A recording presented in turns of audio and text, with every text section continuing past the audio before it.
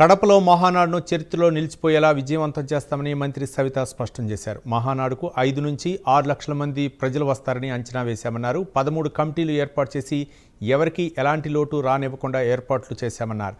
కడప జిల్లాలో ఉక్కు పరిశ్రమ ఏర్పాటుపై మహానాడు సభ రోజున సీఎం చంద్రబాబు దిశ నిర్దేశం చేస్తారన్నారు.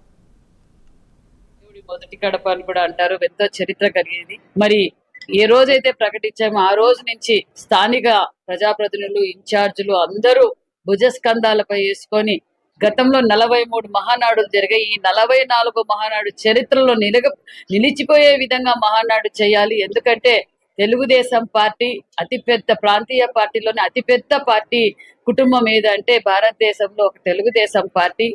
నూతనంగా అందరూ కార్యకర్తలంతా ఉత్సాహంగా ఈ రోజు కడపకు ఇచ్చేస్తున్నారు. మరి ఇక్కడ స్థానిక నాయకులు అందరూ కూడా చాలా పెద్ద 500 ఎకరాలతో అతి పెద్ద విస్తరణలో అన్ని ఏర్పాట్లు చేశారు. 13 కమిటీలు వేసాం. 13 కమిటీలో ఆల్ అకామిడేషన్స్ కూడా ఏర్పాటు చేశాం.